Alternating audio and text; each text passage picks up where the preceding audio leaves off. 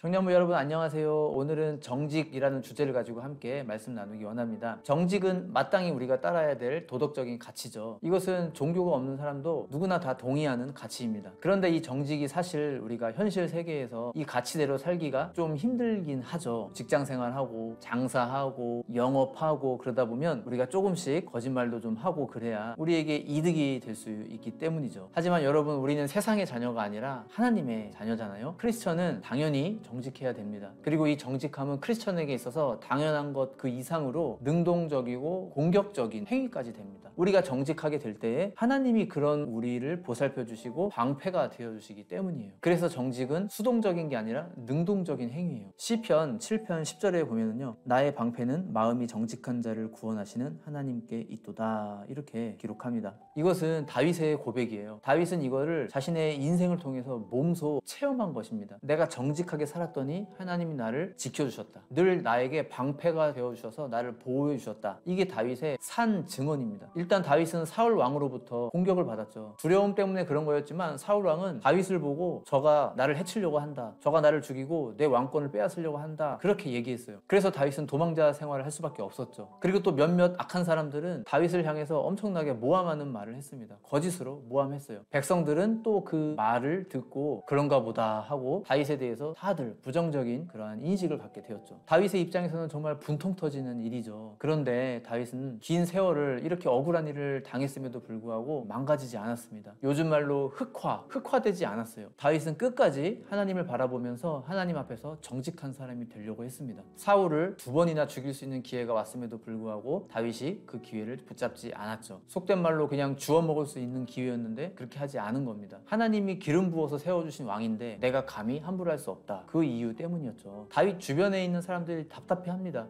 그냥 죽이자고. 근데 다윗이 그렇게 하지 않죠. 또 다윗은 도망자 생활을 하면서 자기 코가 석자인데 불량배들에게 괴롭힘을 당하는 그런 마을 주민들을 또 도와줘요. 그들을 위해서 싸워줍니다. 그랬는데 그 주민들이 나중에 다윗에게 은혜를 갚는 것이 아니라 오히려 반대로 사울 왕에게 다윗이 여기 있다고 신고하고 내주려고 하게 됐죠. 다윗이 그것을 미리 알고 그냥 조용히 그 마을을 빠져나왔습니다. 누구도 원망하지 않고 군말하지 않고 그냥 빠져나왔습니다. 이상하게 온 세상은 다 다윗에게 거짓되게 대했어요. 다윗을 공격했어요. 그런데 다윗은 그 앞에 항상 덩달아서 똑같아지지 않았습니다. 똑같이 사람들을 거짓으로 대하고 기만하고 속이고 그래서 무언가를 얻어내고 그러지 않았어요. 그랬던 다윗을 하나님은 끝까지 지켜주셨던 겁니다. 하나님은 그런 다윗에게 늘 방패가 되어주셨어요. 그렇기 때문에 다윗이 사울이 그렇게 집요하게 쫓는데도 그 10여 년이라는 세월 동안 단 한 번 붙잡히지 않았잖아요. 기적입니다. 결국 다윗이 승자가 되죠. 나중에 왕이 됩니다. 그리고 이 왕이 된 것도 다윗이 자기 완력으로 스스로 쟁취한 것도 아니었죠. 백성들이 알아서 찾아와서 다윗에게 기름 붓고 우리의 왕이 되어주십시오 하고 세워준 겁니다. 진짜 다윗이 한 거는 도망쳐 다니면서 자기가 머무는 그곳마다 정직하게 산 거예요. 하나님 앞에 정직한 사람으로 산 겁니다. 그래서 다윗이 고백하는 겁니다. 하나님은 정직한 자에게 방패가 되어주신다, 정직한 자를 구원하신다. 다윗이 직접 체득한 진리입니다. 제가 아는 어떤 분이 군생활할 때 그렇게 까칠하고 무서운 고참이 있었다고 합니다. 그 고참 곁으로 가까이 가고 싶지가 않았대요. 항상 그 고참은 지적하고 혼내고 갈구고 기합 주고 그랬대요. 그런데 언제부턴가 이 고참이 자기한테 되게 잘해주는 걸 느꼈다고 합니다. 특히 남들 다 혼내고 기합 주고 그럴 때 일부러 이 친구에게만 심부름을 시켜서 그 자리를 피해 있도록 만들고 이 친구가 없는 자리에서 그렇게 단체 기합을 주고 혼내고 그랬대요. 그래서 이 고참이 왜 이렇게 나한테 잘해주나 싶었는데, 그러던 어느 날 이 고참과 함께 초소에 근무하러 나가게 된 겁니다. 거기서 이 고참이 그렇게 얘기를 했대요. 네가 전에 한번 막사 뒤편에서 빨래를 널고 돌아가다가 바닥에 떨어진 담배꽁초 줍는 거를 본 적이 있다. 네가 되게 괜찮은 애라고 생각이 들었다. 그래서 그 이후로 너를 계속 주목해서 봤는데 다른 애들은 꽤 부리고 그럴 때 너는 그래도 꽤 안 부리고 열심히 하는 것 같더라. 그래서 너는 다른 애들하고 좀 다르다, 그렇게 생각이 들었다, 이런 얘기를 하더랍니다. 이 친구가 평소에 군생활 하면서 남이 보든 안 보든 정직하게 행했던 것이 결국 나중에 그 가치를 인정받게 된 것이죠.